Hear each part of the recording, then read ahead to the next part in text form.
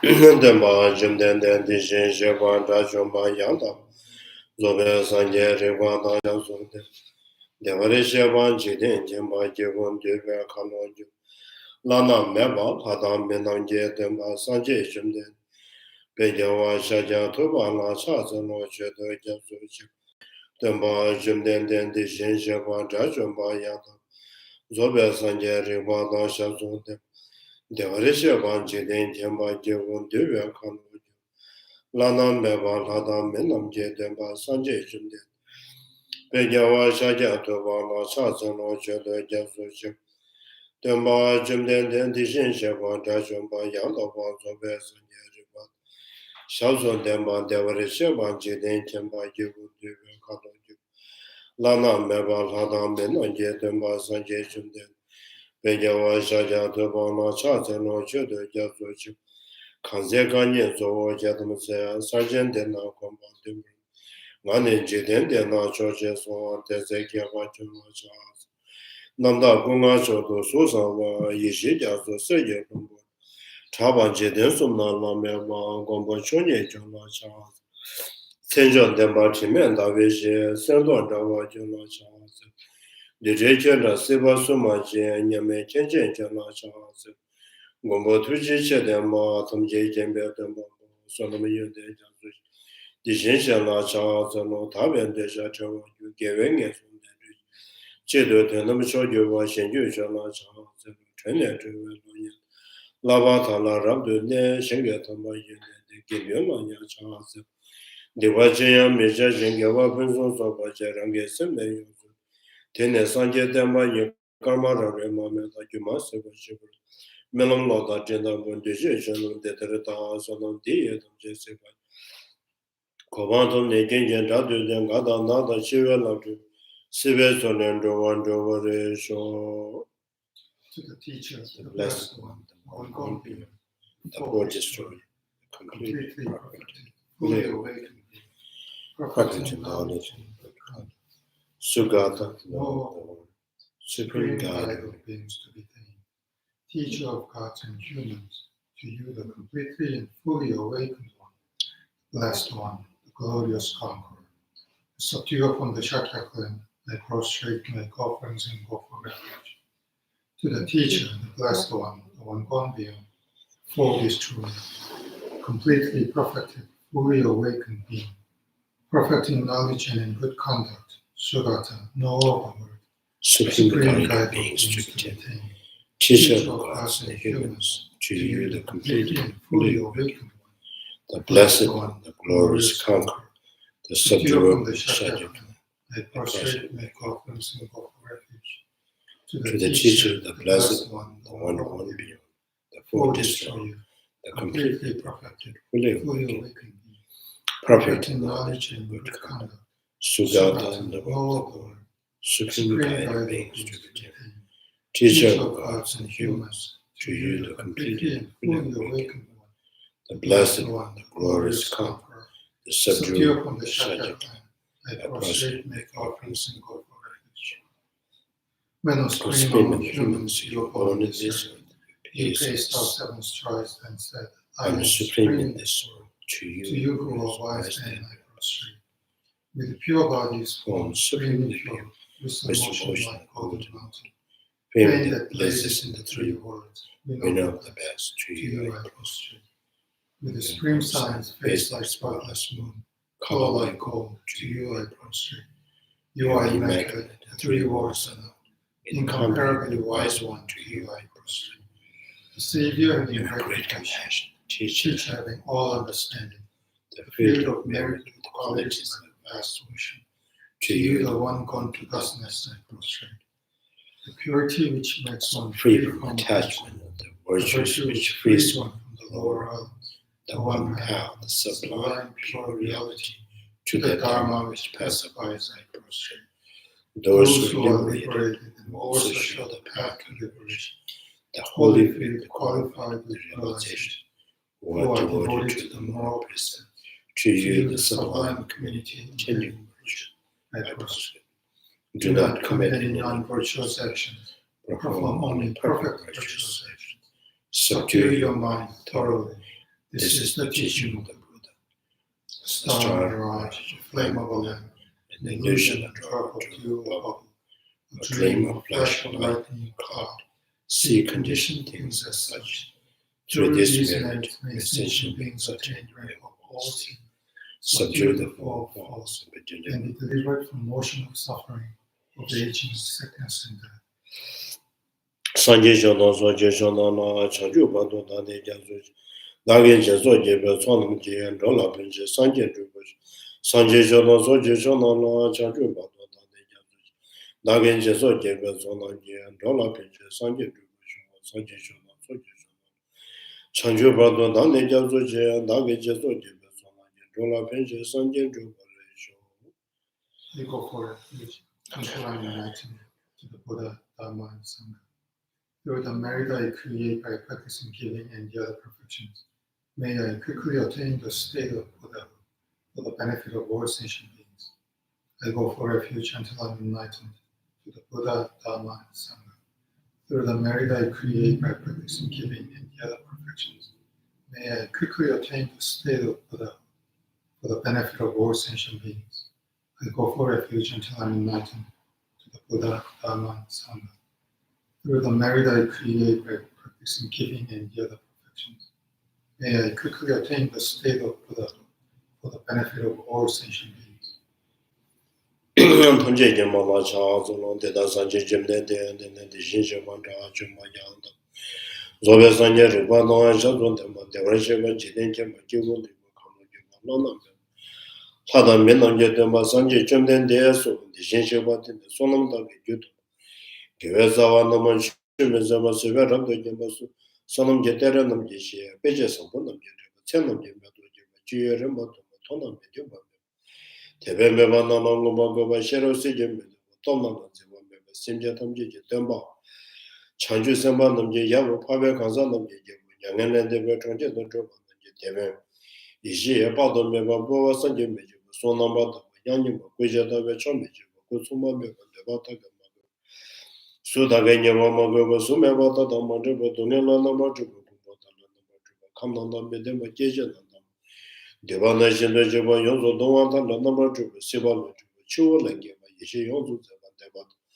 ma chunba ta tata chunba sanje chumden de ji yishe na deba nyangan la deba na me deba yanda ma nye je ta la deba simje tamje la siba sama shuba ten de tan de sanje chumden de ji kuche we yonda yanda ma nama zuwa tambe shinda thoma geba pado geba thama geba tuya saba tsingru sama ma geba yonzo zeba yonzo daba yonzo chawa yanda ma towa nemeba tuchewa meba Wate de towa ma tuyo. Keba namje sozo ranga riba chiba, keba namje sozo ranga riba chawa. Chende de jele wasu be chende wani, keba namje sozo ranga riba chiba, zobe chanju do riba chiba diba. Chende de jele wasu be chende wala le wate ba nyeba chiba, zobe chanju do riba chiba, medima be chende wata diba, tema yuba yuba chiba, tema chiba gede.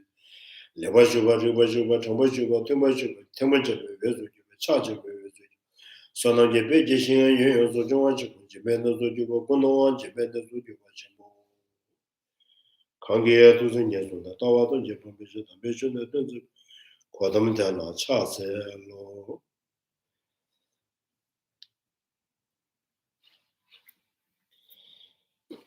So we are on the page 87, right? Mm-hmm. So page 87, so the guide to the Bodhisattvas.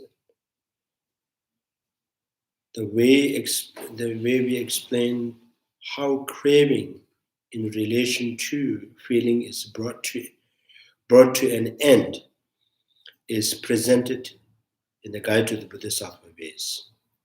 When there is no one who feels, not any feelings either. At that point, given this, what's that?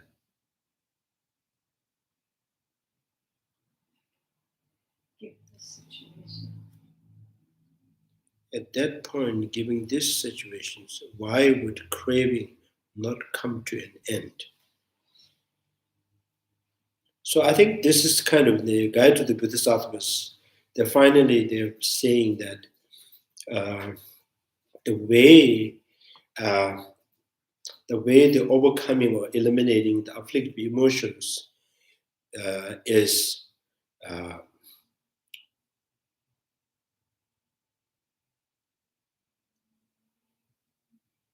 kind of, in the earlier, it already mentioned that the, grasping at things that exist inherently. So looks like, the main point is the grasping itself, self person or self phenomena, the both are afflictive emotions. The misconceiving, the intrinsic misconceiving,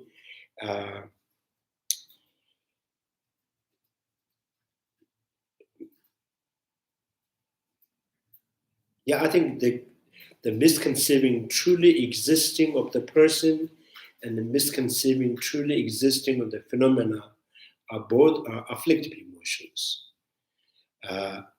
In the Abhidharma, according to Abhidharma, Asangas and the Vasubandhus, their kind of standpoint or the point of view. So they find that the grasping of self or person is afflictive emotion, and the grasping of self phenomena is not necessary to be a deluded mind. It's not afflictive emotions, or it's not delusional. And the guide to the Bodhisattva, Shantideva and Chandrakirti, and all commonly accept that the grasping of truly existing of the self of person or self of phenomena, and the both are delusional mind. So this delusional mind, the grasping of self, person, or phenomena, so always arises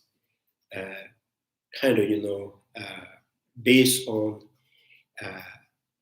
mental construct that brought to an existing in the face of thought, triggers by or projected from the feeling, craving, grasping, right? Feeling, when you feel something and suddenly your thought project the entity, right? Oh, this is favorable, unfavorable. This is neutral.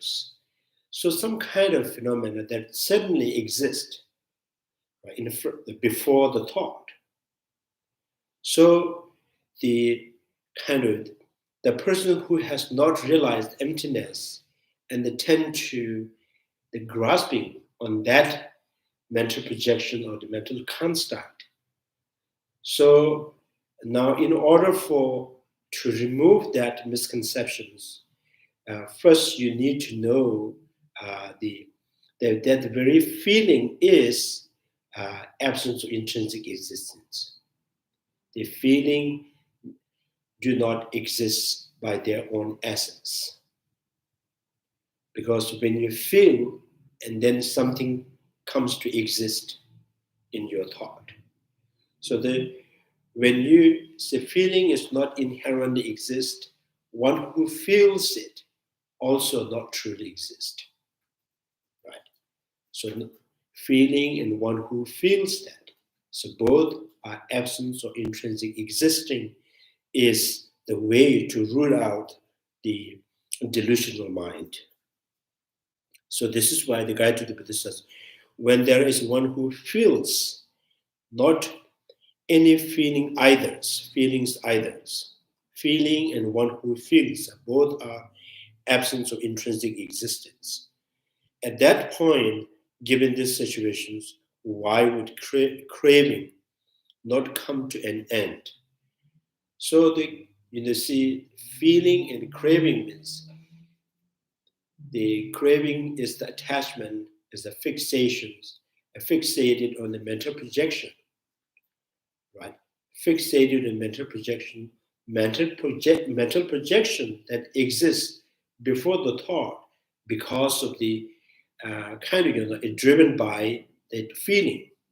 When you feel something and project things, so the craving projects on that mental projections, right? So this line explains how, when one habitually sees that nothing, neither the one who feels nor the feeling themselves, has intrinsic existence, the craving will come to an end.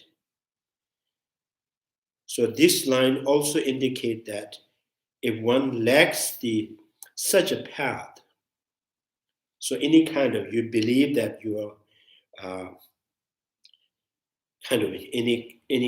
the path, like the Hinayana path, Mahayana path, Tantrayana path, whatever the path, if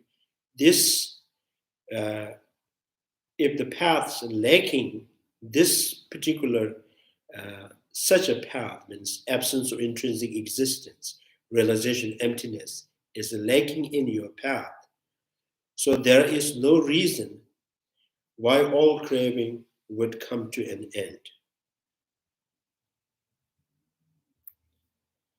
So if the realization emptiness is lacking in your path, so a craving cannot be come to an end.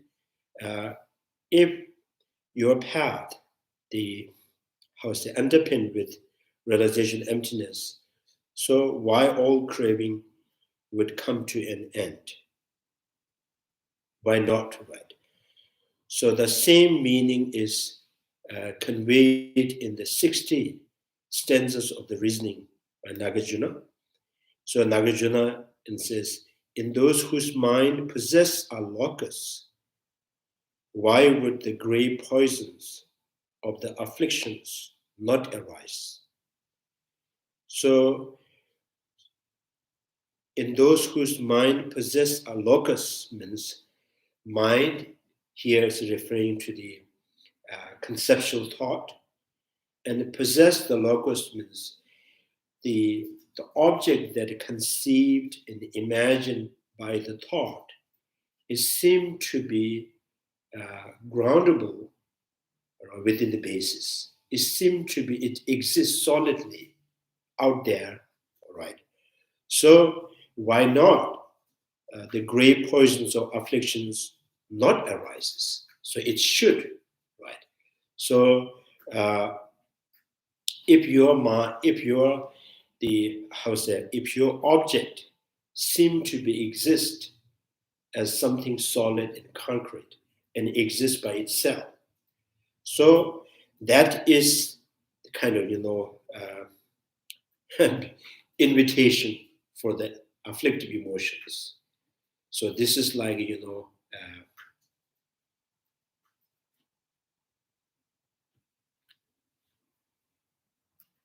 so you have opened a supermarket to attract all kind of peoples, anger, attachments, jealousies, all kind of attracted to the mental projection that exists by their own essence.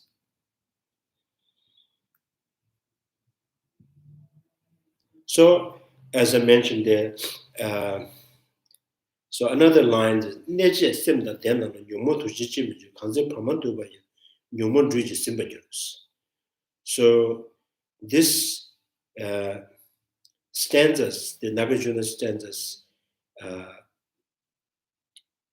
quoted from the sutras. In the sutra, this is neje simda dena, so one whose mind is possessed a logos, nyomo tu jichi mi. Similarly, why would the grey poison afflict not arises? Kanze pamandu banyas. Even someone who's live an ordinary life, very ordinary, right? Very ordinary. So even the ordinary life, living like normal life, so people still generate afflictive emotions that the further lives, the negative karma, they can go to fall in the lower realms. In one of the Tibetan Amdo Gindu in his translations, so when he was Sri Lanka, he translated. So he find the commentary in that, in the Theravadan and the Pali traditions, Pali sutras. In the Pali sutras, the ordinary life, one who lived an ordinary life, this is the person who is simply living a life by picking the flowers, making a garland, and the selling, and then they live like that. Even just the life style is very normal, but when the thought creates some kind of mental projections, and then you generate fixations on the mental projections, then there is kind of craving, and out of craving there's anger and attachments, all of them. Right? So the point here is the afflictive emotions, not necessarily you have to be a very bad person. You don't have to be stealing or killing or like. So it's simple, normal life. So the afflictive emotion just arises because afflictive emotions, the afflictive emotion or the delusions attracted to the solid existing of the mental construct. So the earlier statement that about there being craving because of the presence of the feeling was criticized by. So this statement, Nagarjuna's 60 stanzas, Nagarjuna's and Shantideva's statements, criticized by Chaba and Tsek Wanchu Singye. So Tibetan intelligent peoples, right? So they are very, very Chaba. Chaba is very, very kind and very kind of, founder of Chaba Chösang. I believe Chaba Chösang is the founder of the debating style in Tibet. So these are great master, Chaba Singye. They assert that this is not a sound reasonings. So Chaba says, as long as there's a grasping at the phenomena and the grave, a poison, afflictive, why not arising? It should arise. So Chaba, they says, oh, this is not really sound reasoning. And you are simply trying to prove the effect will come because there is a cause. So from the cause, you cannot predict the kind of certainty of the effect, because the cause is the possible, not the certainty to bring an effect.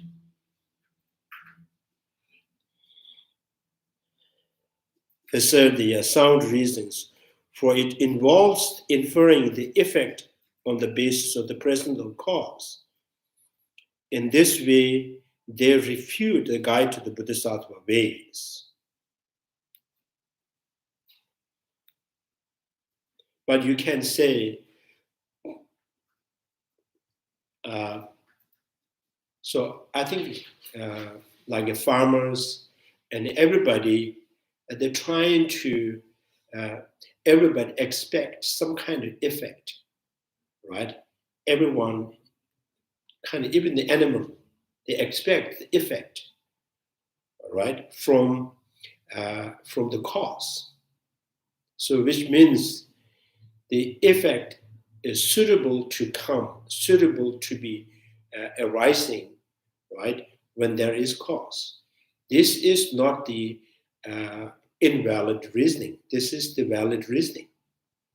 So when you plant the tomato seed, so by planting the tomato seed, the assembly of the cause and the condition is the perfect evidence or kind of, perfect evidence to expect the coming of the sprout.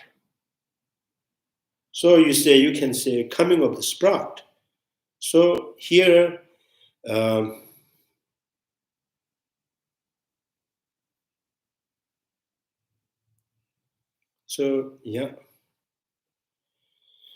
guide to the Bodhisattva's ways, they engage in such refutation for the following reason between the two schools of thought on whether or not Shabraka and the Pratika Buddha realized the selflessness of phenomena. The latter standpoint was more as a prevalent in Tibet. And as such, people were more familiar with that traditions, the second ones, right? And they have not engaged in a comprehensive study of the scripture, the source, and the reasoning of the first school of thought, Nagarjuna and Chandrakirti's school of thought. They have therefore failed to appreciate the finer point of most profound style of philosophical reasoning of Chandrakirti. In this way, they naively attributed fault to those who are highly learned. This is the grave error. Similarly, some Tibetans apparently raised the criticism against the Chandrakirti. Here too, these are the gratuitous. So I don't know if I can say gratuitous. Gratuitous, I don't know how to say. So, like maybe it's unnecessary. The objections leveled without careful understanding of the opponent's positions, they only betray the person's true nature, one that would be a source of deep embarrassment were to be seen by the learned one. So understood this, the explanation of the commentary assertion that path of 16 characteristics, such as impermanence, can eliminate acquired afflictions, but not the innate one, remain incorrect as well. So this here, in these translations, they use the acquired afflictions and innate afflictions.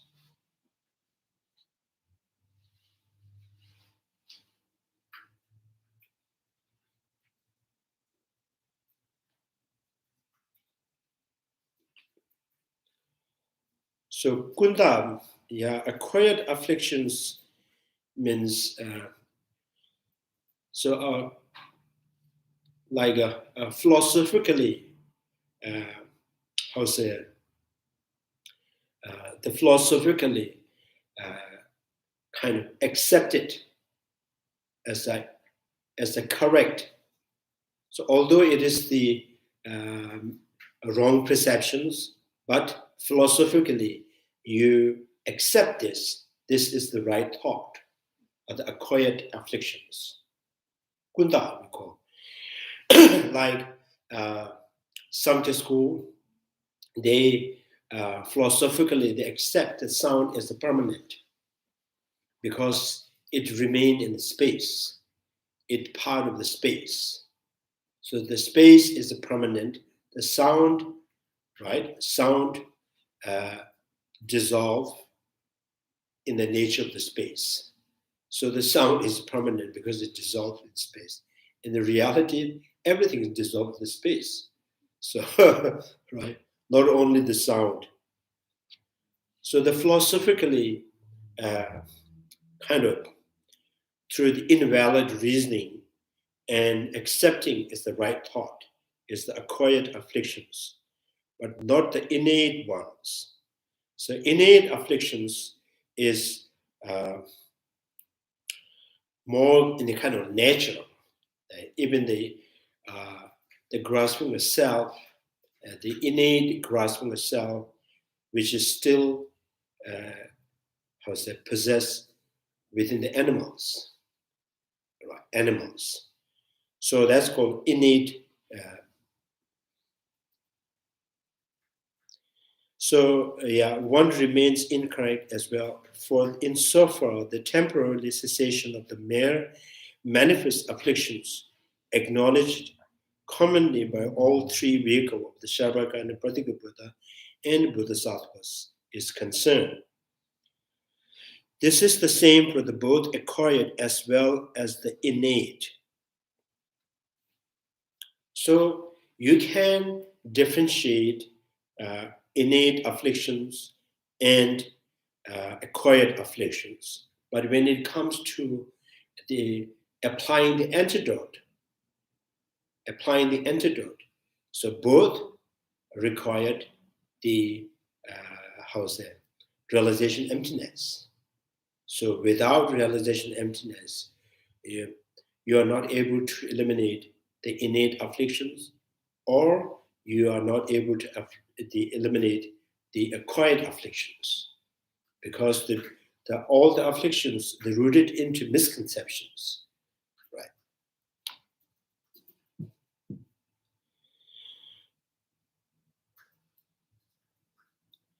And so far, not eliminating their seed in concern, this is also the same for the both acquired and innate afflictions.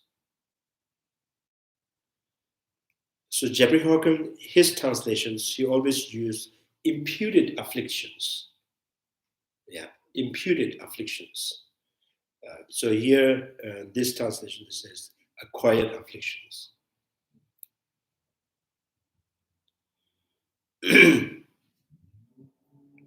Like, in the non-Buddhist school, when they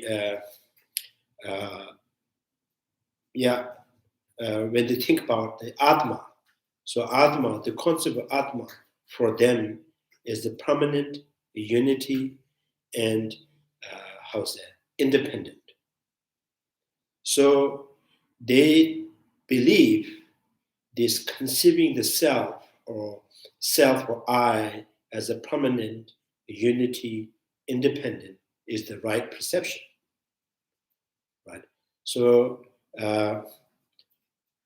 in the Buddhist argument, the follower of the Buddhist argument, they all refute that kind of the phenomena. This kind of entity is not possible. So the acquired affliction or the imputed afflictions,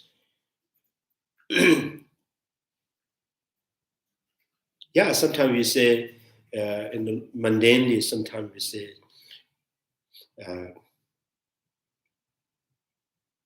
if someone use the harsh word, right, and that because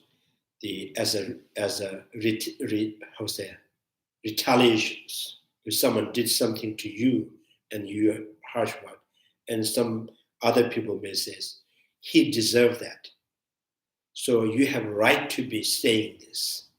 So these are the acquired afflictions, because you accept this negative action is the right action, right? So these acquired afflictions, you have kind of the invalid reason to constitute some of your behavior, some of your thought is the right.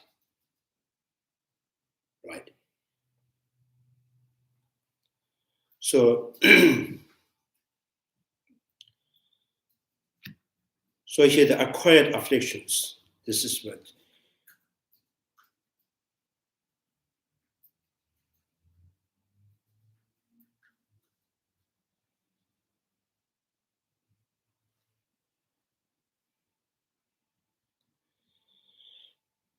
Chandrakirti remain in the same.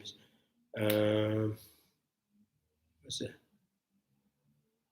Eliminating their seed is concerned also. The author of the explanation seems to have failed to understand here how to demonstrate that the intention of the Chandrakirti and the Shantidevas remain the same. So Shantideva, Chandrakirtis, and the Buddha Palitas, Nagarjunas, so their point of view is every phenomenon is lacking in inherent existing or intrinsic existence. So they are same thought, same idea. Now, if one has not realized the aggregate lack of true existence, one will not realize the person's lack of true existence. In which case, one would then not have realized the selflessness of the person, just as the emptiness of the true existing of the aggregates and so on is defined as the selflessness of phenomena. So, which means truly existing, absence of truly existing with the person is emptiness of the person. Truly existing with phenomena is the emptiness of the phenomena. So the Shantideva and Chandrakirti says there is no difference in the sense of subtleties. The truly existing of person, truly existing of the body, there is no sense of kind of different sense of subtleties. Right? So the both are emptiness. So when these two both are empty, is the opposite of that. The grasping truly existing of the person and the grasping truly existing of phenomena are both the afflictions, delusion.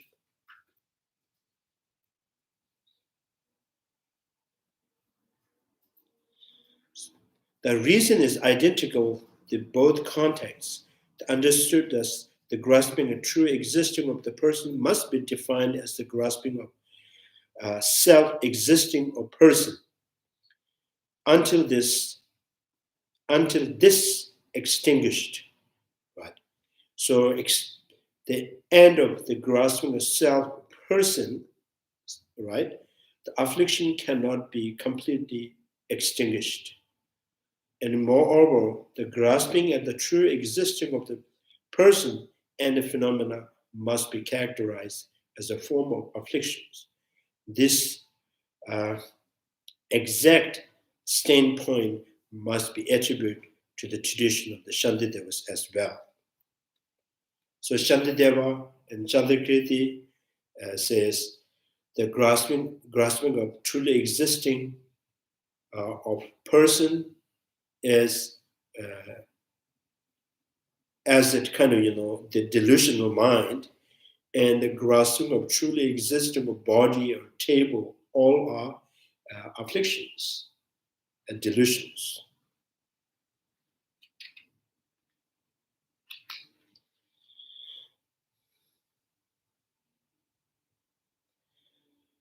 So now,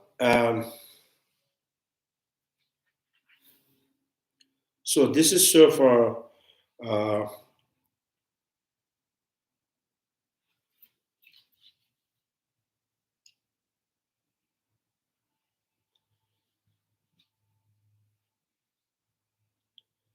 So after that, the source of that has to substantiate this point to back up this kind of explanations, and by the sutras, so Buddha's his own teaching.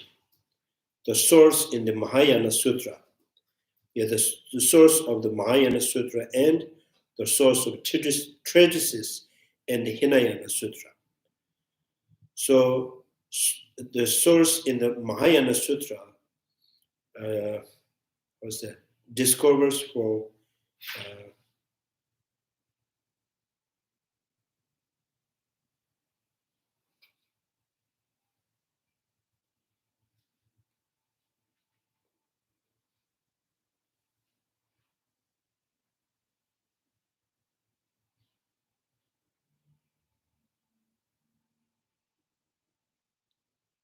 looks like it's Siddharadayasa. I don't know. I forgot.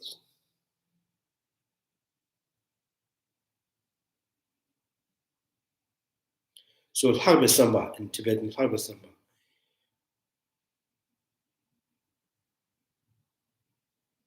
So it looks like it sounded Shidrayas. Shidraya the sound. Yeah. Cited in the clear word says that, for example, when the musical spell of the magician is heard,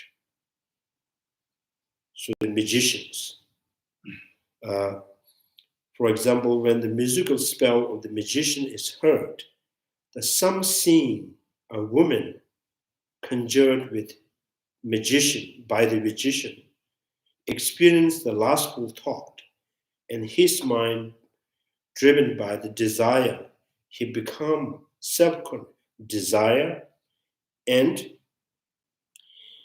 he becomes the self-conscious among his companion in the publicly, and feeling embarrassed, he leaves his seat and walk away.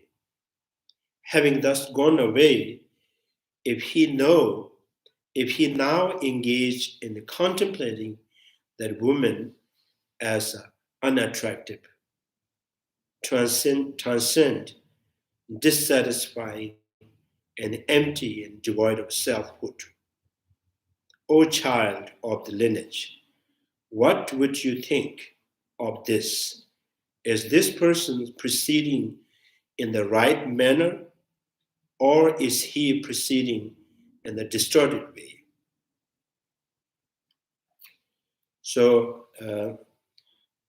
the blessed one, the blessed answer, the reply to the Buddha, the blessed one, when there is no such woman, the striving of that person who engaged in contemplating her as unattractive, transient, dissatisfying, empty, devoid of selfhood is the distortion.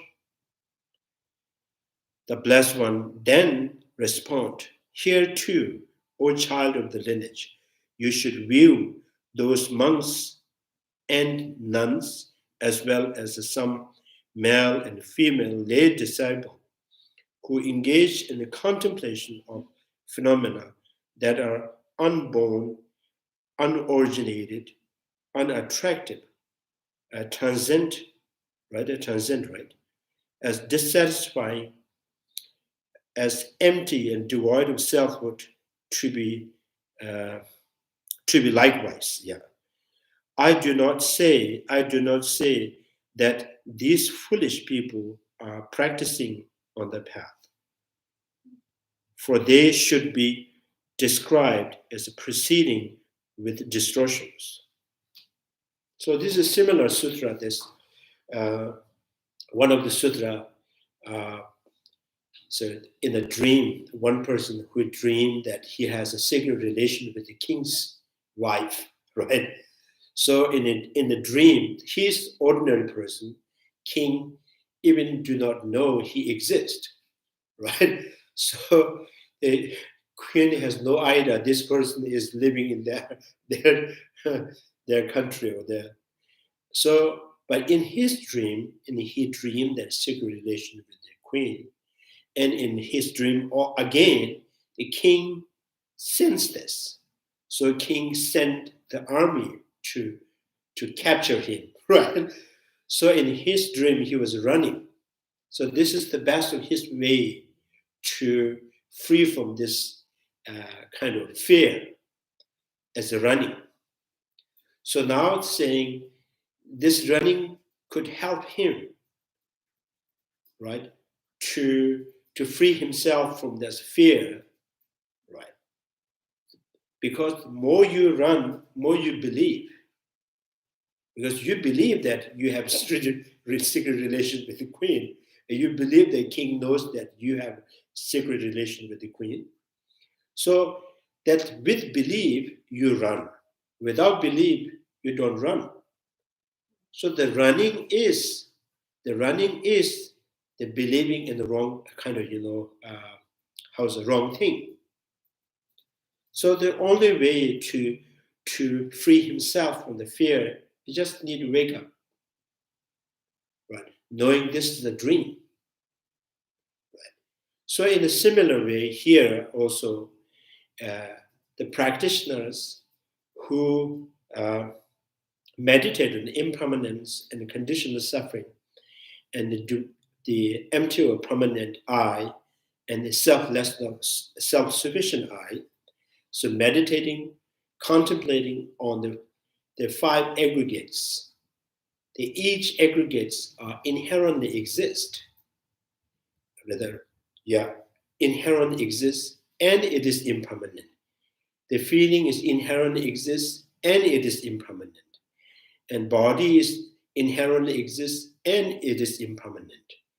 And the body and the feeling and the mental formations, the perceptions are inherently exist and is a conditional suffering.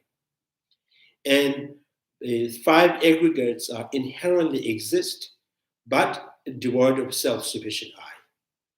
So this kind of practice is exactly the person who is in the dream, and the way he's helping himself from the fear is to running. So this practice kind of with this grasping of self, with this grasping of inherent existing of the five aggregates, and contemplating the impermanent and conditional suffering is distortions. So Buddha says this, I do not say that these foolish people are proceeding on the path, for they should be described as a proceeding with the distortions.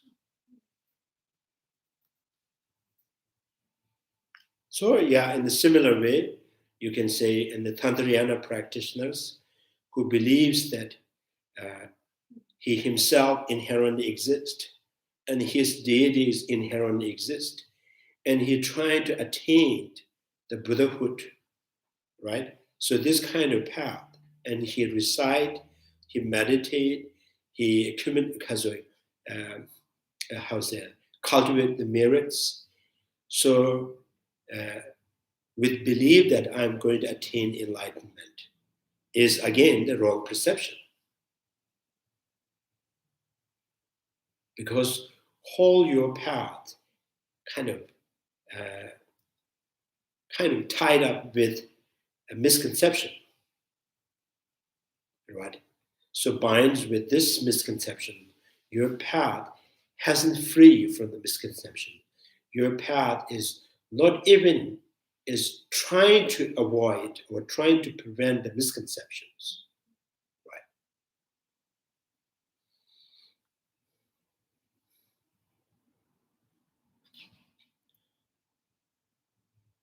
So here the parallel is drawn between someone grasping at illusory woman as an actual woman and contemplating her impermanence and so on the one hand, and someone grasping at the aggregates to be real and contemplating their being impermanent and so on.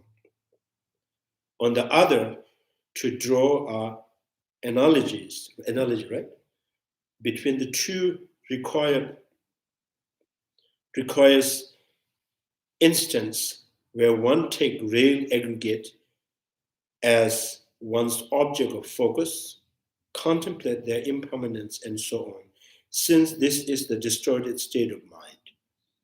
The erroneous in relation to its apprehended object is contained is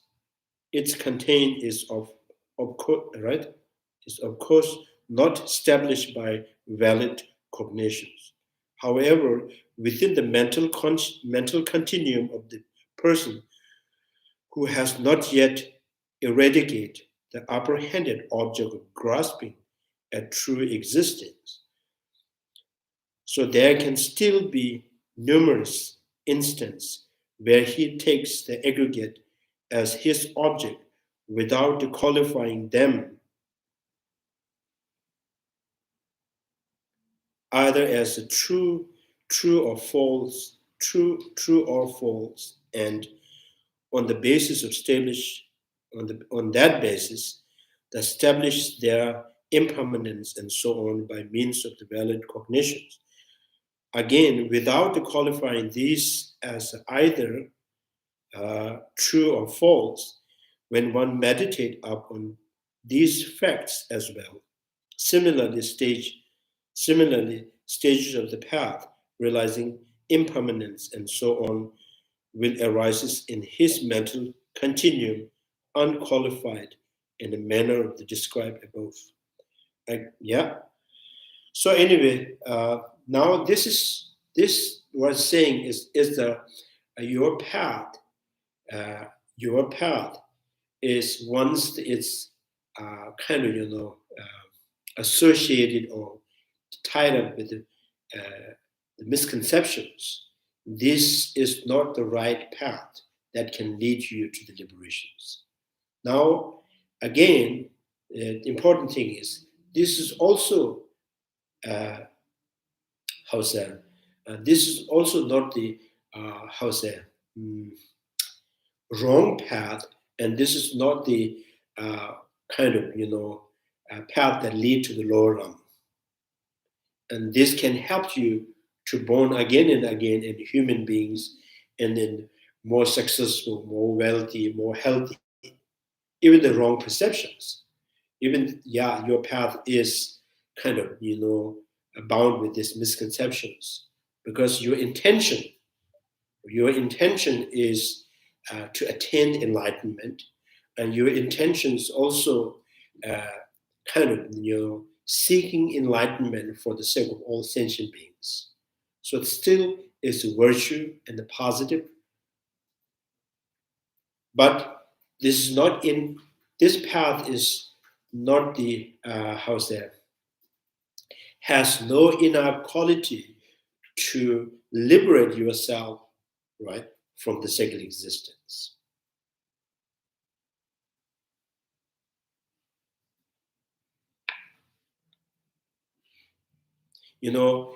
From the beginning, there's three kind of compassions. So the compassions, you can develop compassions with the grasping self. So the great Bodhisattvas, one of the Adishas, he considered he's the one of the best of his guru, and the Lama Dhammarakshitas, right? Dhammarakshita, his kind of school of thought is the Sutantika. But he himself is the great Bodhisattvas. So because of the Sutantika school point of view, holding the Sutantika school point of view, so that means he hasn't gained realization emptiness. But he is meditating on absence of self-sufficient I, and he is meditating on the impermanence of the body, and he also have the strong grasping of the inherent existence of the body, but still being able to generate the great compassion. And particularly, Dhammarakita is known as the Bodhisattvas in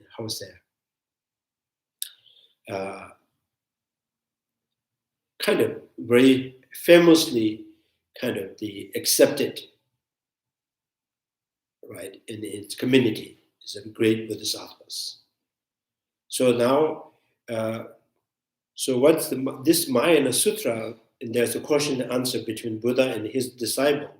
They're trying to find what is the exact path that can lead you to the enlightenment and liberations, right?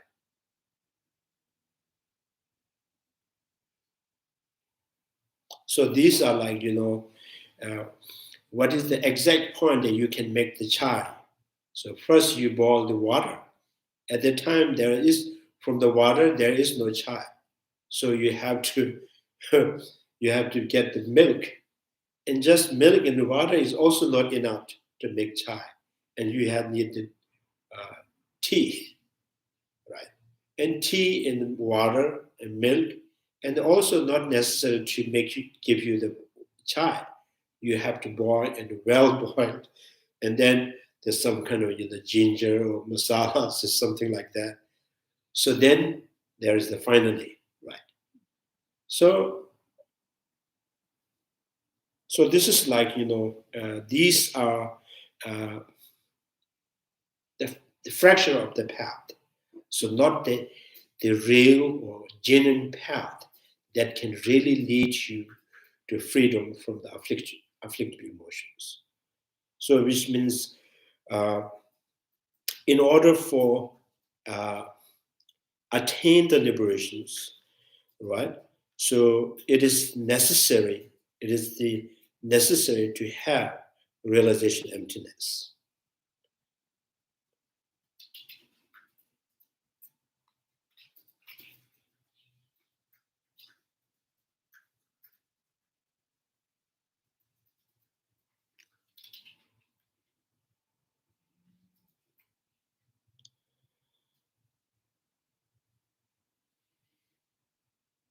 Like in every day we say,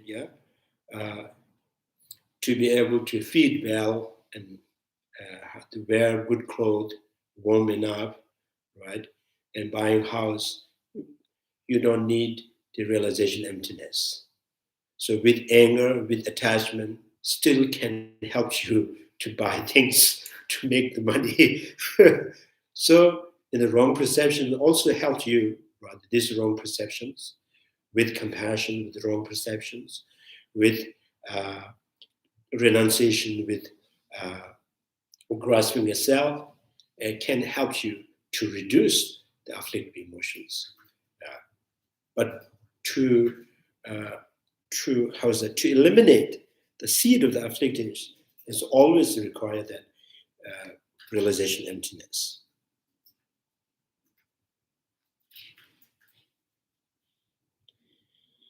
So again, the concealing the concentration sutras. Concealing the concentration sutra.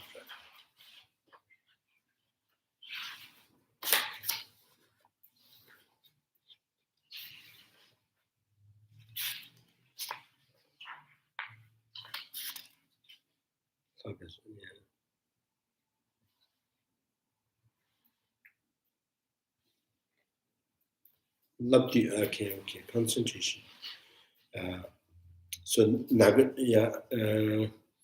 Cited in clear words says that Manjushri in this sutra, Manjushri, as do not see the noble truths perfectly as they are, sentient beings whose mind have become the erroneous through the four distortions will not transcend this imperfect cycle of existence. So this, they're saying,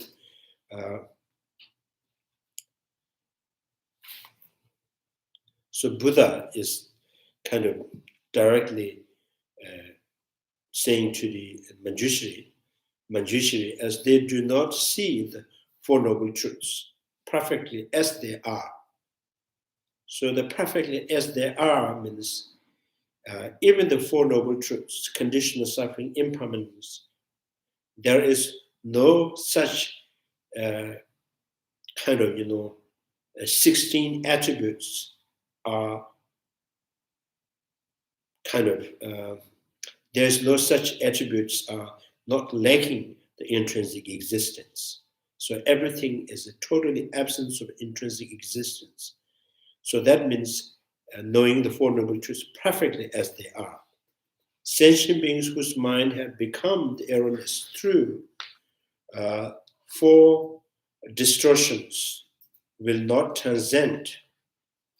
So truly existing, yeah, with the mind, that truly existing of the phenomena, and meditating on impermanent conditional suffering will not transcend this imperfect cycle of the existence. To this, Manjushri respond with appeals. When now Manjushri is asking the Buddha, appeal the Buddha with appeal, "O blessed one, pray, reveal to us. Blessed one, pray, reveal to us. What is it that if perceived and prevent sentient beings from the transcending the cyclic existence?" What is the 4 distortions? 4 distortions, like, impermanence as a permanent, conditional suffering as a peaceful and happy, right? And then the empty of permanence as a self as a permanent, and absence of devoid of self as a kind of self-sufficient existence. So there's 4 distortions.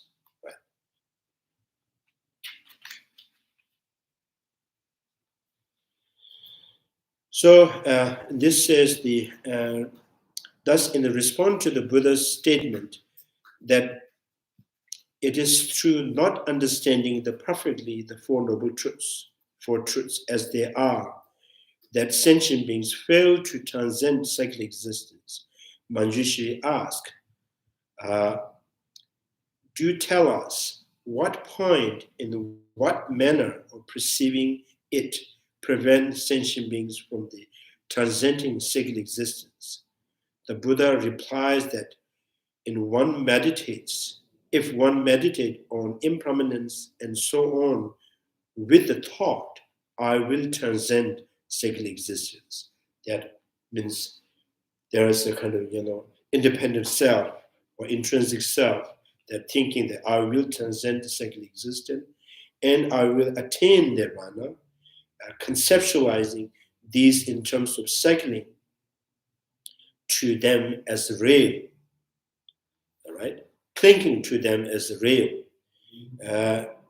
Then the thought, I have understood the suffering, I have eliminated its origins, I have actualized the cessations, and I have cultivated the path, I will arise, and he will come to think that I have become an arhat. So when he succeeds in the temporarily eliminating the manifest afflictions, kind of overcoming the pacifying temporarily the afflictive emotions, as discussed earlier, the thought will arise in him that all contamination have now ceased.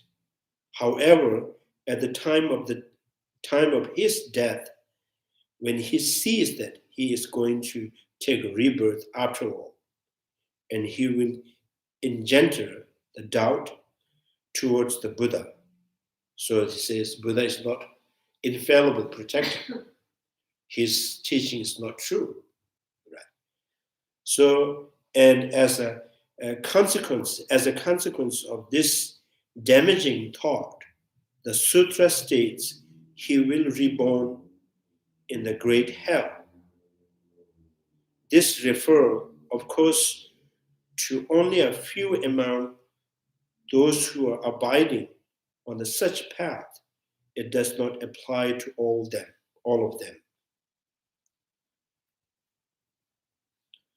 So next, when the Manjushri has encouraged, right, how does one realize the 4 noble truths? He is following up what was started earlier, that one must realize the 4 truths perfectly as they are in response.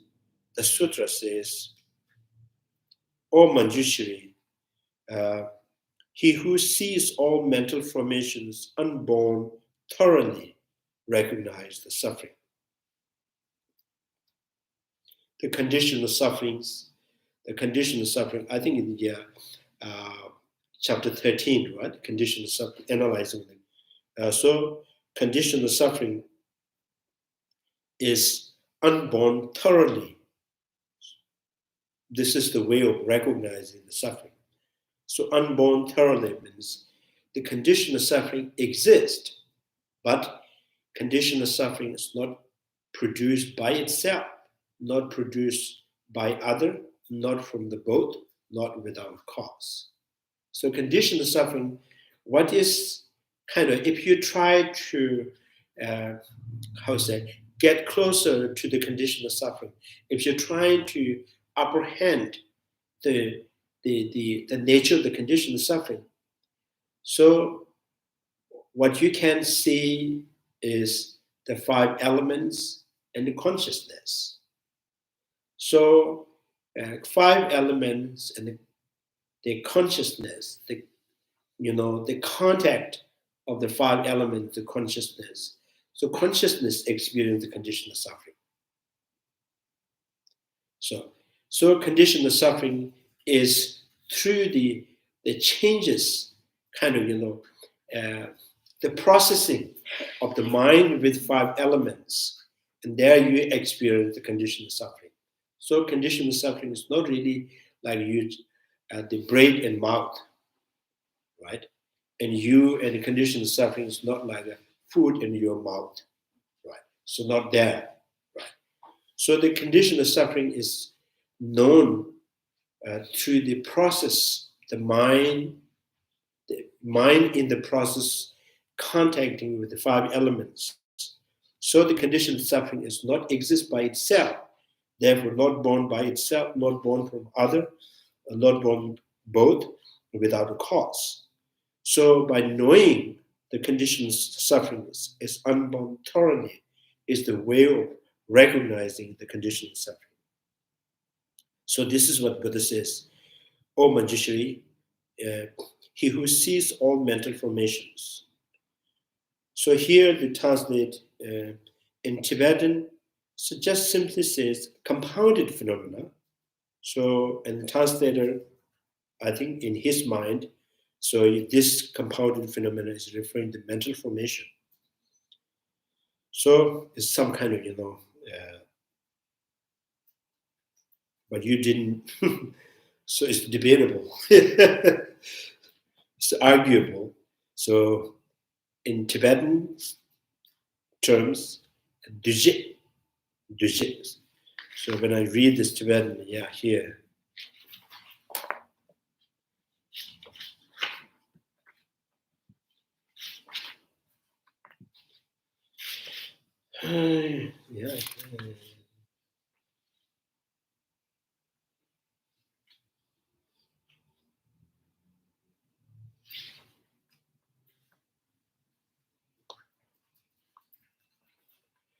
Jambe kange duje tamje maje botonga tene dungeyosu sheba yinos.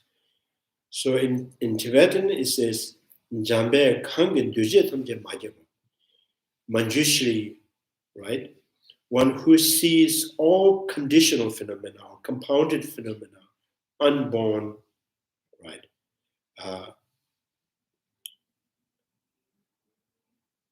Unborn is the way to see the conditioned phenomena.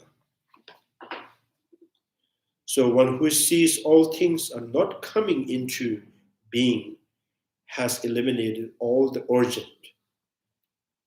So here's the conditioned suffering itself, the very nature of the conditioned suffering itself, not born by itself, not born from other, not born from both, not born without a cause. So is the knowing the conditioned suffering is perfectly as they are, and then the conditioned sufferings is coming into being, existing as a conditioned suffering, coming from the state of cause, right? So there is no such effect, that is coming from the state of cause, because effect never exists, right? Never exists within the cause. So, which means the effect do not pre-exist within the cause. If effect is pre-exists within the cause, and there is not much, function or meaning from the corporate condition. So this is like, molded. So it's already there and then born out of the seed. So why this need for the sun and the time and then soils, right? There are too many things.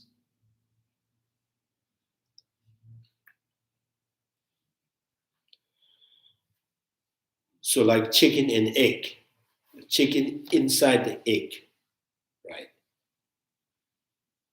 So the effect do not really pre-exist within the cause. So therefore effect is not really coming from the state of cause.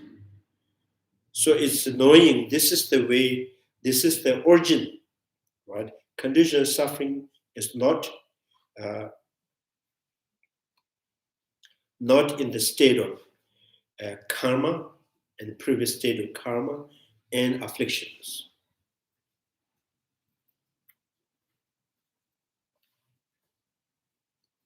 So eliminate all its origin.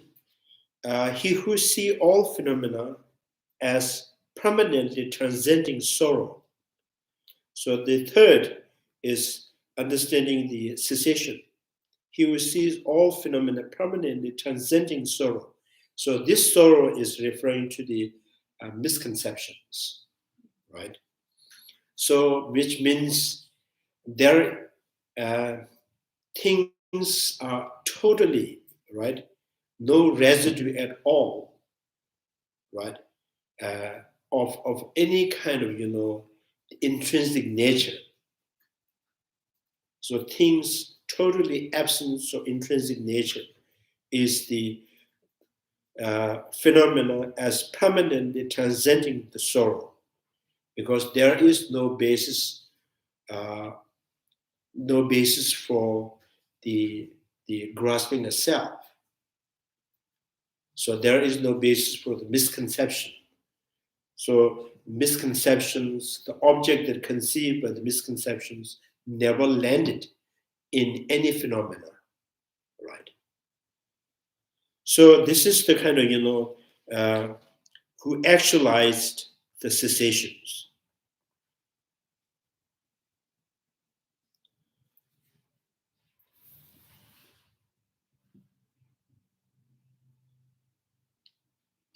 I'm not sure it's actualized the cessations. So when you read the Tibetan, there's a kind of, some grammatically, the way of explaining kange che tamje, kange jambe kan duje tamje maje wa tongwa tenis. One who sees all phenomena are unborn, right? Unborn means not truly born, no intrinsic nature of born, right? Things do not born inherently, right? So one who sees that things do not exist inherently, kind of, things do not born inherently. One who sees things do not born inherently sees the condition of suffering. So which means is a kind of future tense. So by seeing the all compounded phenomena as absence or truly existing is the way of knowing the conditional suffering. This is the way of knowing conditional suffering. So, and then one who sees all phenomena permanently, one who sees all phenomena are not objectively groundable. Objectively groundable is the way to actualize the cessations, is the way to actualize. So that does not mean the moment you realize emptiness and you gain cessation. No, right?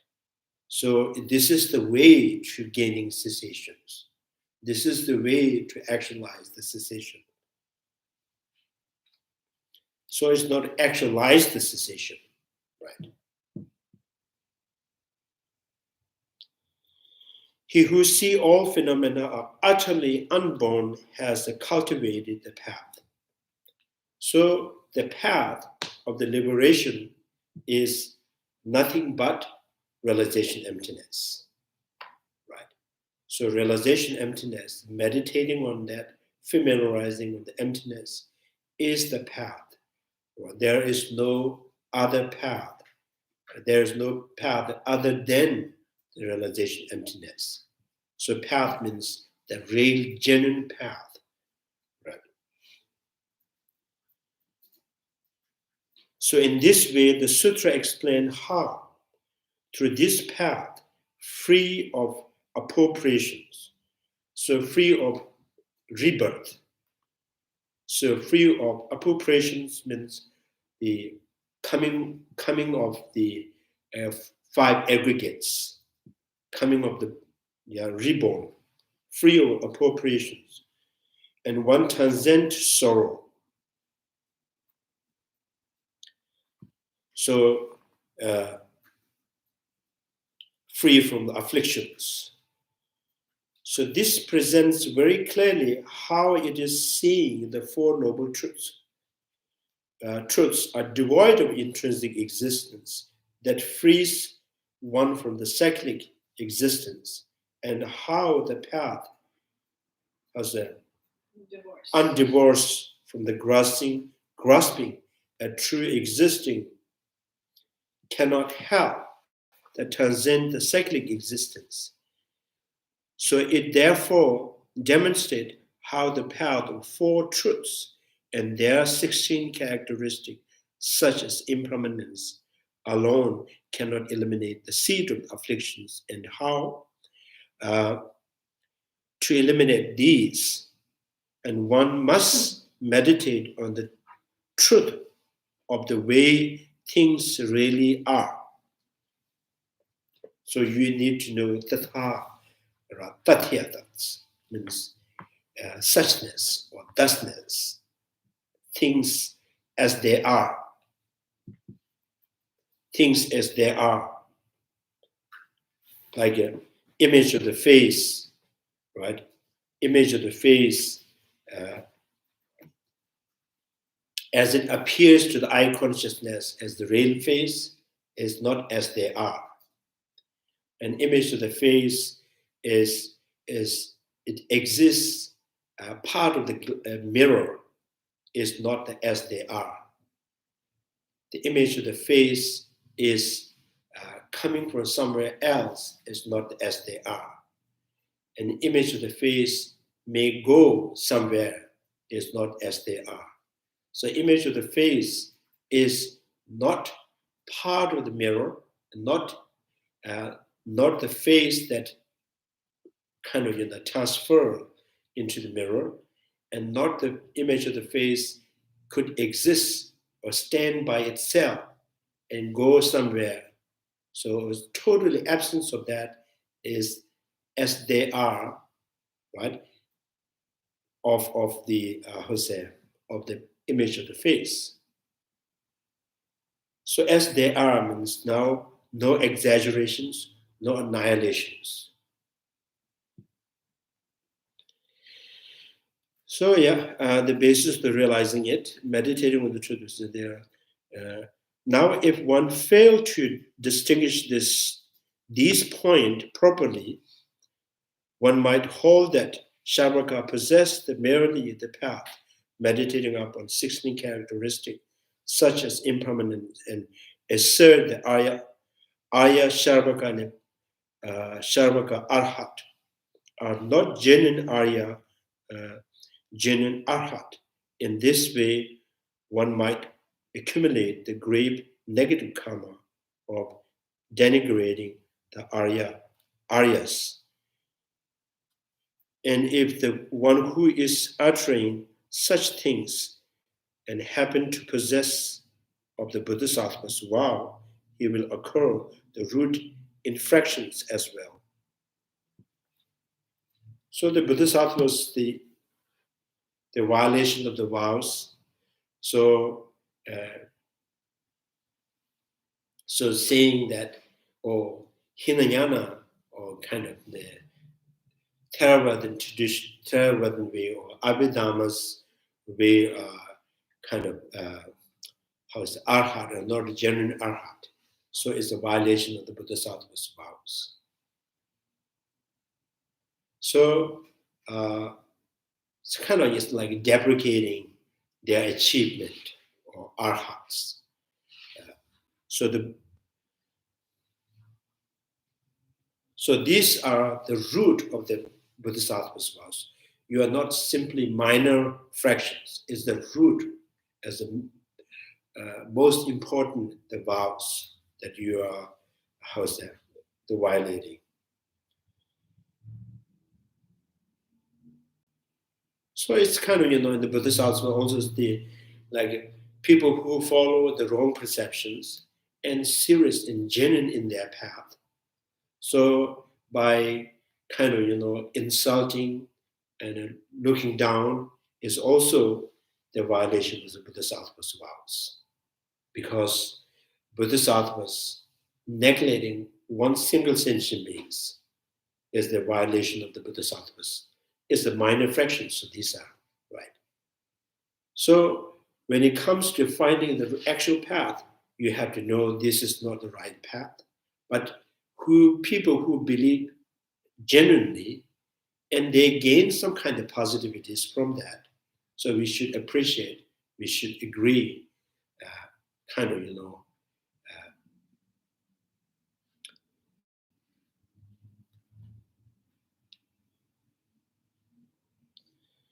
so Bodhisattvas, like, even this is, Bodhisattva vows this, that sometime in the commentary this is, even using the nickname, like, say, muscular, and in Tibetan we call tuban, the poison fly.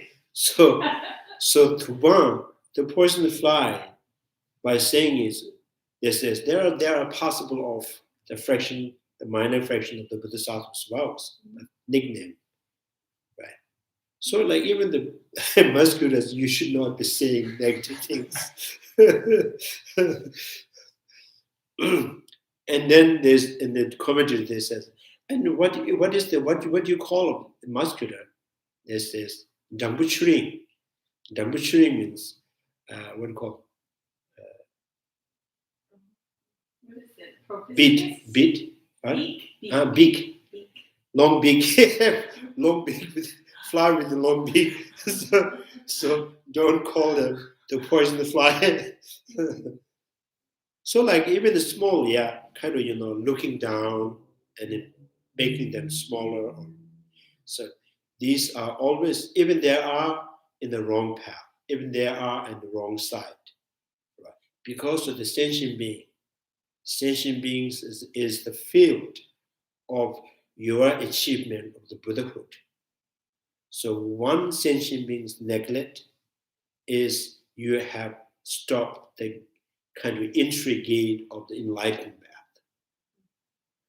So you have to find although you know this is the wrong perception, you may kind of find the disputing on the path, what is not, what is the right, but never the individual person, and never look down on them. So that's why it's kind of, in the Indian traditions, they always opponents, when you argue, when you dispute with the opponents, you always first call the rishi, the great masters, right? Even the Sharvaka, Pratikya, or no, Sankhya school in Hinayana, and then even the Charvaka who don't believe in next life, previous life. So you always refer them as the rishi, masters.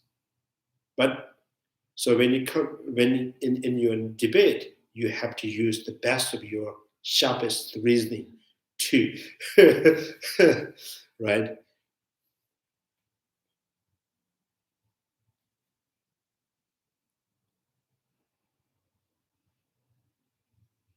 Because the four destroyers, the Buddha called with the Abhidharma, four destroyers means the four are the afflictive emotion that are in the human being or sentient being.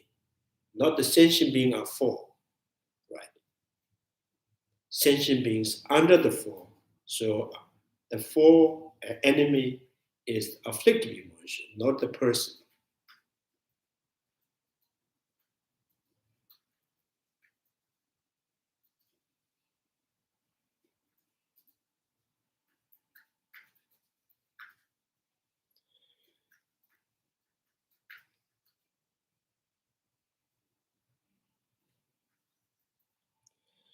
So yeah, the Dhammapada Sutra 2 they clearly state that this same point about Shavaka realizing emptiness. So Dhammapada Sutra also kind of talk about Shavaka, the Pradika Buddhas, Bodhisattvas. They all have realized the emptiness, the absence of intrinsic existence. So in this is Subhati. So this is the Subhati is the one of the Bodhisattvas and the best in questioning to the Buddha. He always is very good at questioning himself. So Buddha says, Subhati, what do you think of this? Does stream entry have the thought that I have attained the fruit of stream entry? Subhati replied, O blessed one, he does not. Why is this so? And then he says, blessed one, this is so because they does not enter anywhere. Hence, he is called entry, the stream of entry. Because, so what you are meditating, right, conventionally, you can say is the stream entry, once return, no more return. So the individual, when they're in the meditations, and he is in entry, he is in the first fruit or the next fruit. So his mind is totally absorbed in the emptiness, right? And emptiness is a totally absence of intrinsic natures. There is no object, no any conventional phenomena to enter and to gain, to become, right? So yourself and your object are totally absent in intrinsic existence. So there is nothing in his mind that, oh, I have attained stream entry. I am engaging in this first path of noble being, right?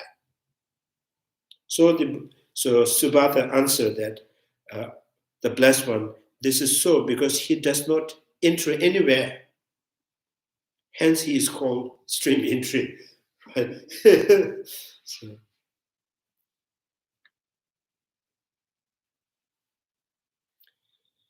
So it also says the blessed one, if this stream enterer were to harbor the thought, I have attained the fruit of stream entry.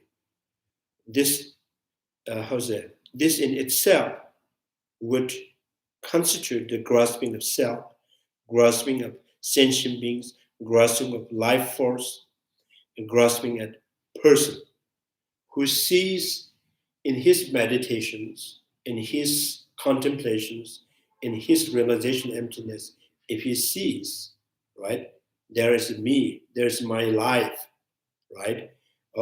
There is me as a person, there's me as a monk, there's me as a king, or there's me as something. So that means, so the kind of, in his realizations, it start to grasping in any conventional form. So, which means he is not in the path. So once you are in the path, and so the path of the liberation and enlightenment is meditating or contemplating, right? Concentrate on the true nature of the phenomena, right? Not the conventional phenomena. So there's no conventional form, object as a form into conventional. So Buddha says, if he sees, right, the sentient being, a life force, kind of person,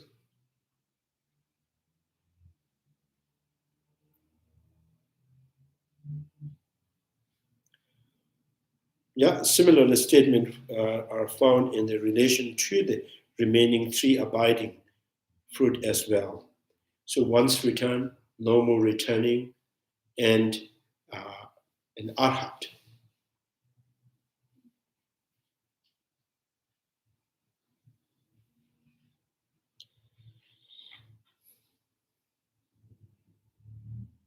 So this Chandrakirti commentary, Lama Tsongkapha's commentary on Chandrakirti, the root text, is kind of,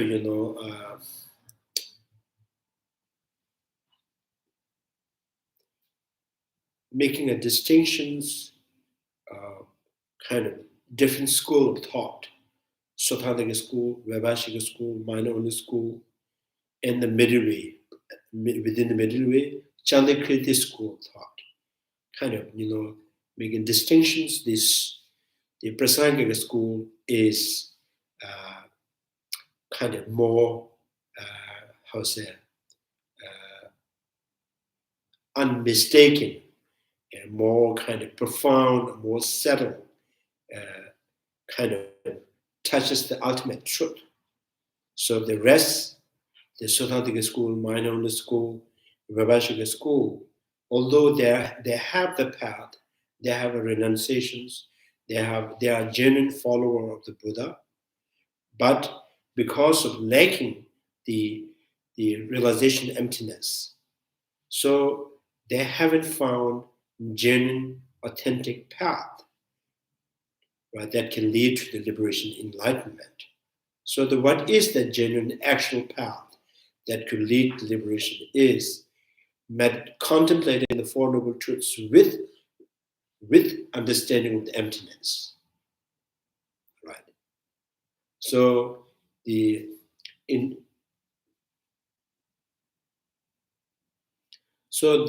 means impermanent is a conventional, ultimately no impermanent. Conditional suffering is a conventional.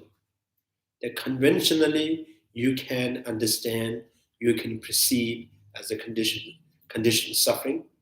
Ultimately, there is no conditional suffering, right? Impermanent is also conventionally, there's something known as impermanent. Ultimately, there is no impermanent. Right? So, for example, conventionally there is a minute, and therefore there is an hour. So when there's hour, there's a day. So ultimately, and what is that minute, and how does it exist? With what base the minute exists? Then you are kind of searching the minute, and ultimately. So in this way, you cannot find a minute. Minute never exists with basis of the second. Minute is not exists before the 60 second, not after the 60 second, and with 60 seconds. There is no such time as a minute with seconds. But counting it, measuring the second, yes, conceptually, you can construct a the concept of minute. By constructing the minute and that counting as a 60, and you can say hour. So it's the hypothesize the existing of the minute, and by that an hour, day, week, month, year. So if you try to understand as they are, so the minute is never exists beyond the concept. So minute is not really groundable within the basis, never landed with its own basis.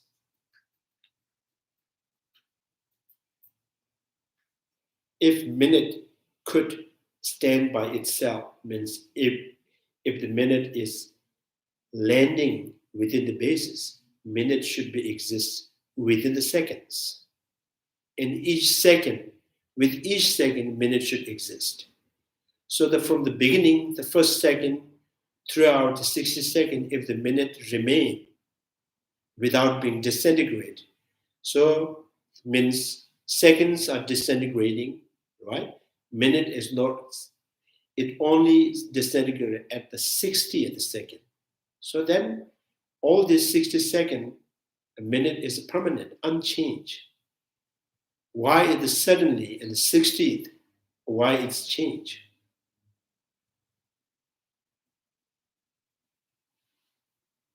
So ultimately, there is no impermanent. Conventionally, there is this impermanent. Conditional suffering is also, if you try to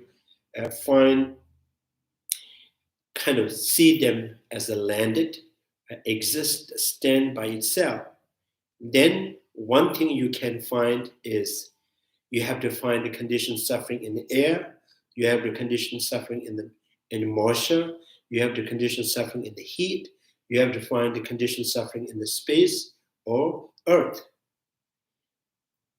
So, which means if you find the conditioned suffering in the 5 elements, then which means the space is suffering, air is suffering, heat is suffering, moisture is suffering. And every time you drink water cry out, so don't drink me. Every time you breathe, air to breathe in, say, oh, I don't want to go in your body. So somewhere stuck in your mouth. So the conditioned suffering is not in these 5 elements. So the conditioned suffering is happen to exist conventionally, concept, right? How the concept, the conceiving, there is the conditioned suffering. So mind having, processing with elements, having contact with elements, right? Why, when the mind is processing, means the mind is in changing. And changing in what? Right? Changing in the habitude, the delusional habit, delusional habit or misconceptions, right? So with that, right? So contact and the touching with the contact with the elements, and the tape recorder, when what do you call it? Tape recorder there before we have this rail, right? Mm-hmm. Tape recorder. So there's a one in the tape recorder machine. There's a one. There's a one pin. They touches and then make the sound. So similarly, our consciousness touches the 5 elements and moving fast. So that gives you the idea of the condition of suffering is dissatisfactions, uncomfortable, fear, right? So this is how the consciousness experience. But if you try to separate the condition of suffering from the consciousness, there is no condition of suffering. If you try to separate the condition of suffering from the 5 elements, there is no. So this is like, the real, the tape recorder. So what is that? The kind of nip or what? So yeah, that I don't know thing touches the rail. So to make the sound. So this conventional is like echo. It just will happen to exist, but dependently.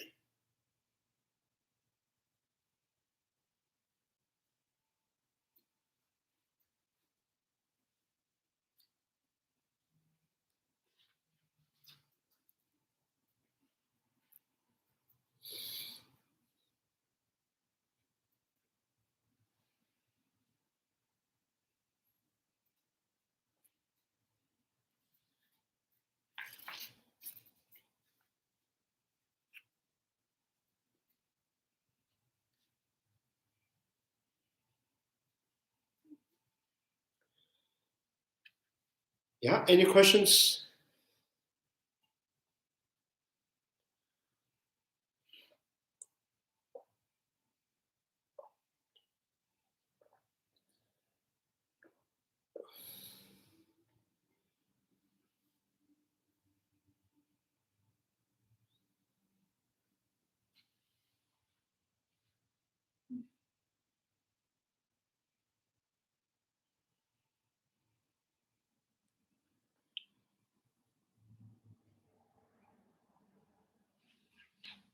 Kishore, you mentioned that the Tibetan translation of mental formation, it's actually that in Tibetan it says compounded phenomena, Yeah. and you said it's kind of eye-level. So I think, yeah, sometime the translator, and he kind of assumed that this means mental formation is referring to the.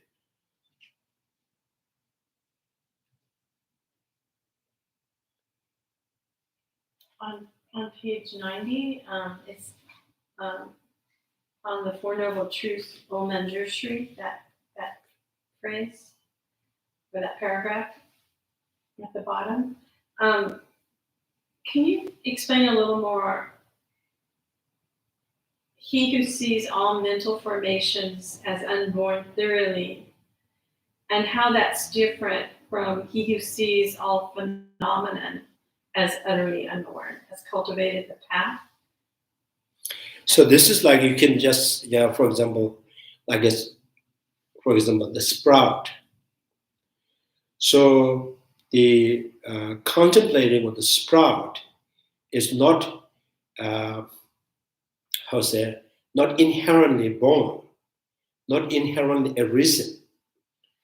If the sprout is inherently arisen, so the arising, so what produces, what makes it arising by itself or from other or both, no cause. So therefore, the sprout is not inherently has born, not inherently arisen.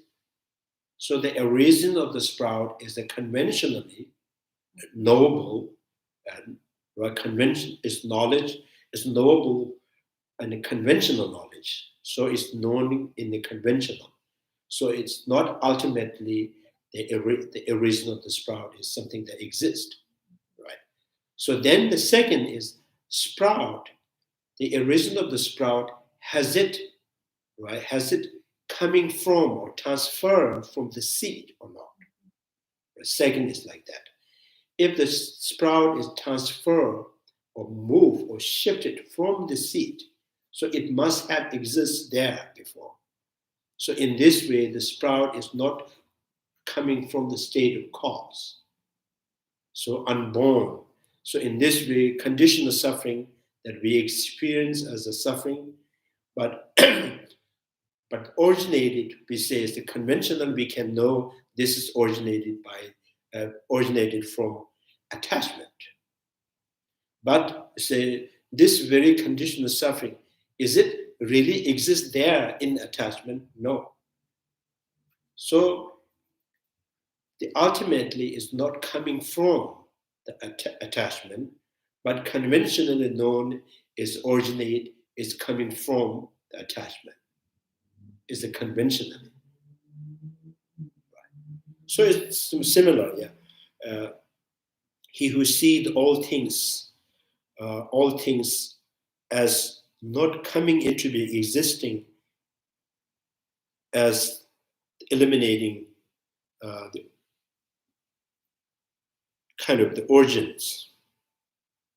So I think the final point is the total absence of existing, absence of intrinsic existence is the kind of, the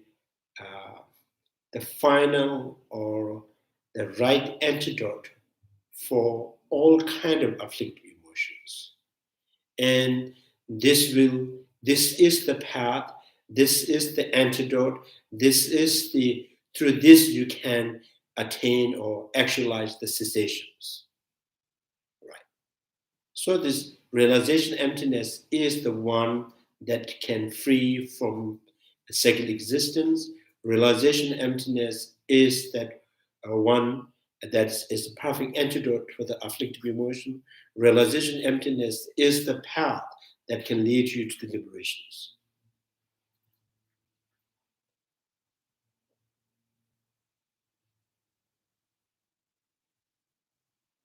So the phrase sees all phenomenon as utterly unborn means you see things ultimately, or you see things. Yeah, ultimately unborn, ultimately unborn, ultimately not originated, ultimately there's nothing to seize. It's like overcoming afflictive emotion. It's not like a kind of, dusting with brooms, right? So the dust and the brooms is independent. So here, the way you apply the antidote, overcoming afflictive emotions, the afflictive emotion and the realization emptiness, it's not like there are independent things, right? It's just trying to waking up, all right? And when you wake up, all the dreams, objects disappear.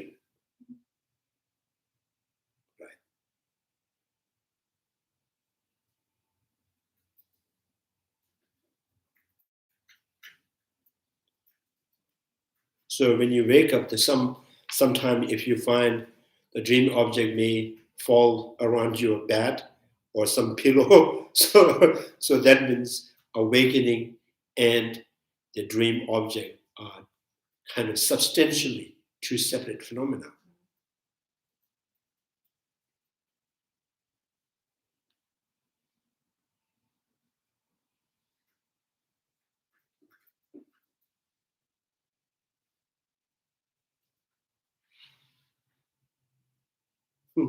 Some people in the dream they find something precious, right? And so they hide it in the pillow, and then when you wake up, you just try to find something.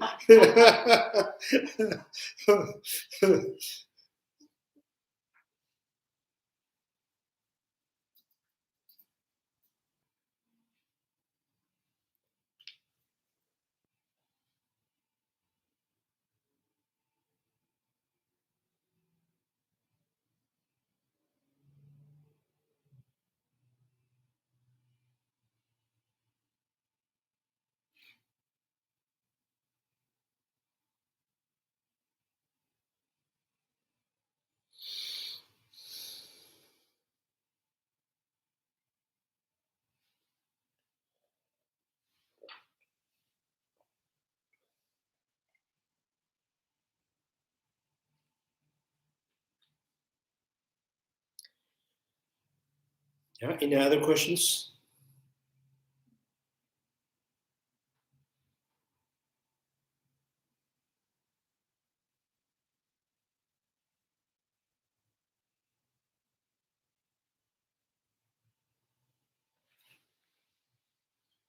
on the Abhidharma, it said it sees the self of a person as affliction, but self of a phenomena is not necessarily Yeah, in Abhidharma. yeah. This is both according to Vasubandhu as well as Asanga.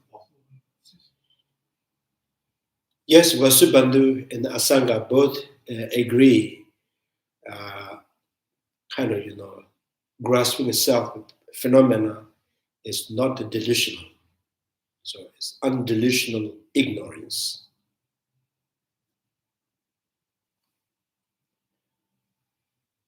Yeah, when you read all the sutras, like particularly in the Rice Saving Sutra, it says, this is the grasping of self, the mistaking, the wrong perceptions is the suffering, it is the pain.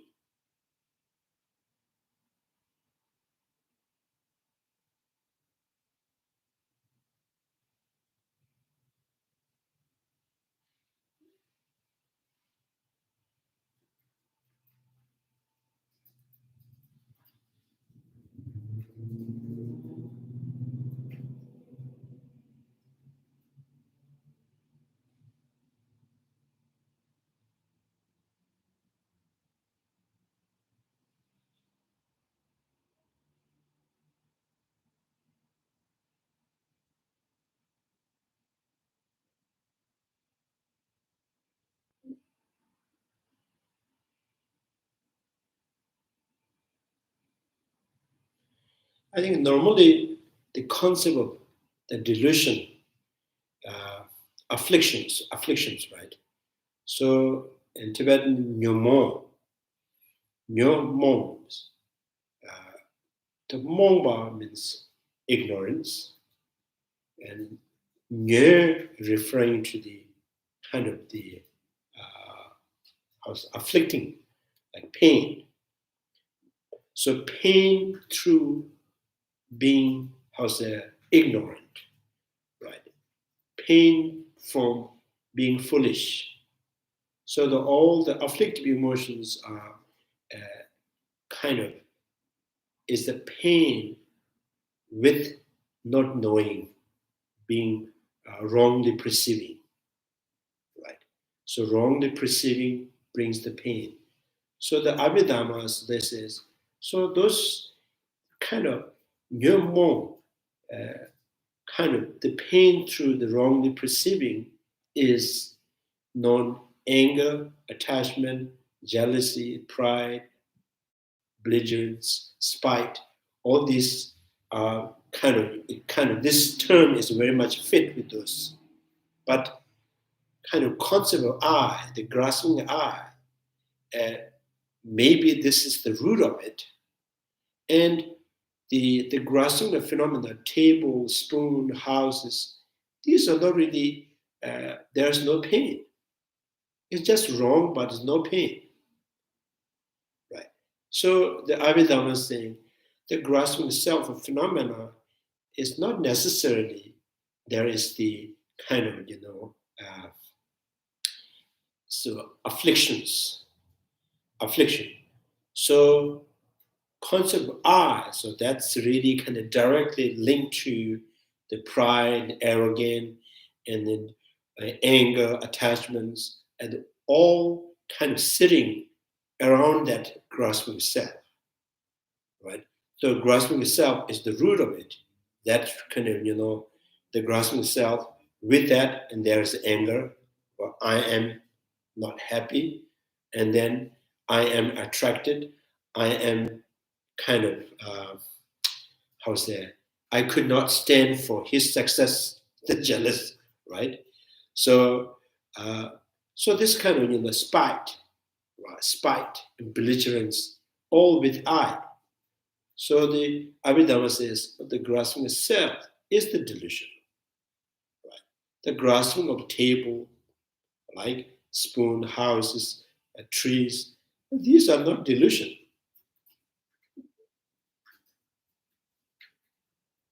So the Prasangika school saying, what makes the delusions? What brings the pain, right?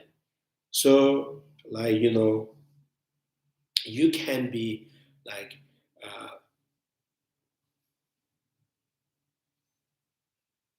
it's not because of the I that with I you have misconceived. The pain is not due to the I with misconceived. I is not the reason pain. And the pain is through misconceiving, not knowing, right? Exaggerating, annihilating. These are the cause of pain. Not the I is reason is pain. So if it's the reason of pain, and Buddha says, I once born in that place, right? These are my disciples, this is my teaching, this is my Vinaya, right? And so Buddha, so there is reason to be kind of experience the suffering. The I, you is not the kind of, the main reason to bring the afflictions. Is by misconceiving and misunderstanding. So the wrong perception is the pain, right? So the grasping of self, phenomena of the table is painful. It is the pain, right? Even as the spoon, even as the broom, even as the grass, right? So the grasping at on grasping the truly existing of the body, grasping truly existing of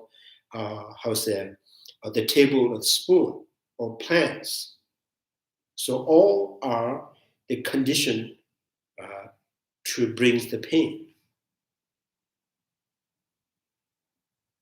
Sometimes, we experience some kind of, we haven't done any wrong, but right, we are always kind of, sometimes we're in a neutral state. So when you find I'm not active and negative, not in the positive. So when you look into that experience, still there's some kind of not satisfied. So there's not much reason to be happy, right? So when you ask why, even that time, of course, when you're doing something, saying bad things or doing that bad things or doing some good things, so there's even a neutral, nothing.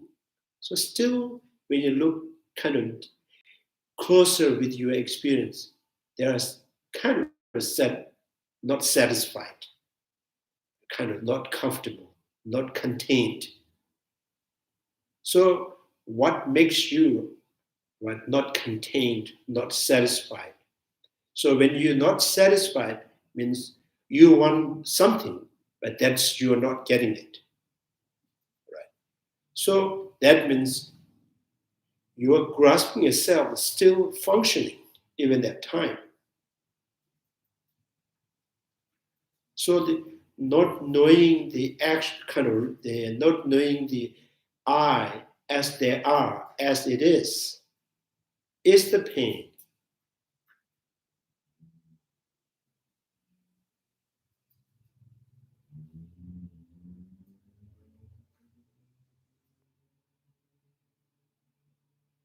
Sometimes there's a pain in faith,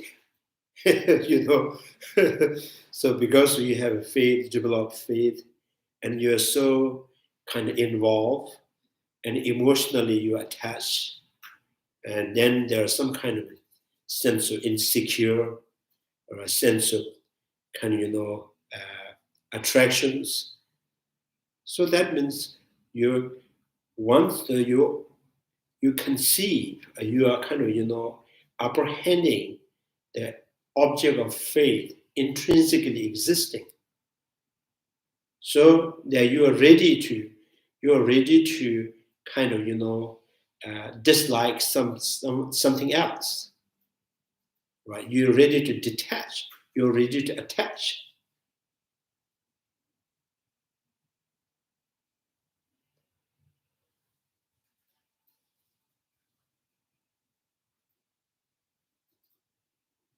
So, the Dharma here, Dharma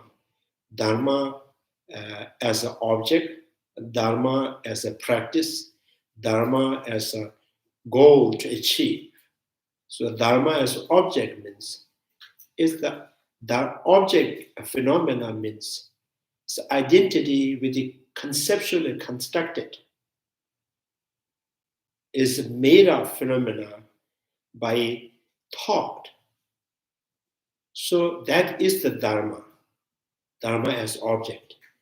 And the Dharma as a practice means trying to understand that kind of nature of that objects as they are, is the practice of Dharma. And Dharma as a goal to attain, to come to the state that mind totally free from all the afflictions. Right? So the Dhara, so here in Tibetan, in the definition of the phenomenon is called Ranga Ngawon Zimba. Ranga Ngawon Zimba means the things that exist with identity. So, like everything exists with identity. So with identity means, so that its table has identified itself, right? Is table identified itself as a table? Or is the spoon identified itself as a spoon? So the identity of the table, identity of the spoon, identity of the house, car is made by the thought, imposes by the thought, constructed by the thought. So that is the object, the reality of the object. By knowing that is the practice of the Dharma.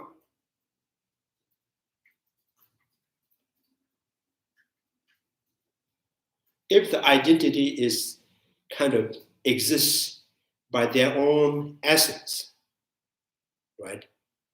If their own essence. So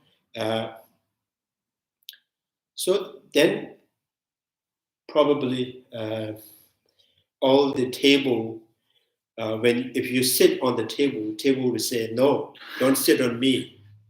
Right? So if you put the cup on your chair, the chair will say, no, I'm not for that.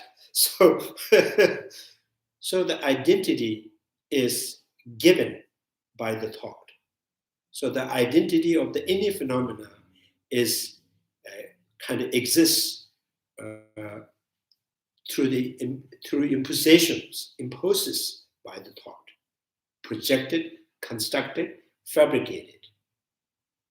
So not knowing the fabrication, not knowing that it is projected, not knowing it is constructed, is the misconception.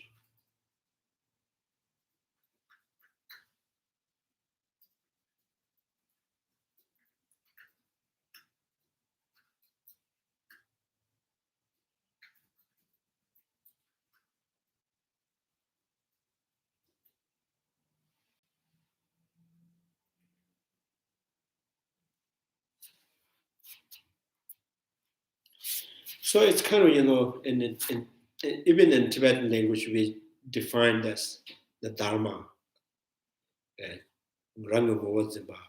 holding its identity. So in the Sotantika school, they think that things with identity means its identity is from its own. Right? So the Prasangika school says, things with identity is things identity given by the thought. Right? So that is the reality of the phenomena.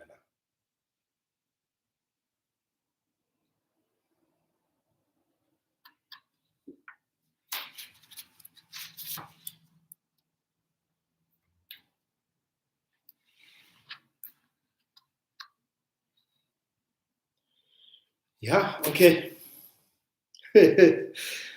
Chanju semja rinpoche, ma jeba na jeju jeba nyamba meba nya, kone kondo pewes. Tonya tawa rinpoche, ma jeba na jeju jeba nyamba meba, kondo kondo pewes. Pama semja tamche, dada tenju, nyendro tamche tada tonga. Chanju semba kama suju, dada kunje molong dhujiru si, karera weko vishimas, penda dewa malun juwe, jere sewa, tenzen jasu, shabe sude badu tenjiru ji. May the precious Buddha mind not yet on horizon grow. May the bone have no decline but increase forevermore. May the precious mind realizing emptiness not yet on horizon grow. May the bone have no decline but increase forevermore. Due to all these merits, may all father and mother sentient beings have all happiness. May all lower realms be empty forever.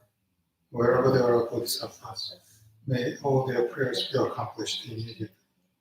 In the sacred land surrounded by snow mountains, you are the source of all benefit and happiness, more powerful Chandrakirti Tenzin Gyatso. Remain in this world until samsara ends. Thank you very much. Julie still asks questions. So I will remember that, keep in my mind for the next class. Julie says, what is the difference between schools, how they view identity? Yeah. Continue. To be continued. Okay, thank you.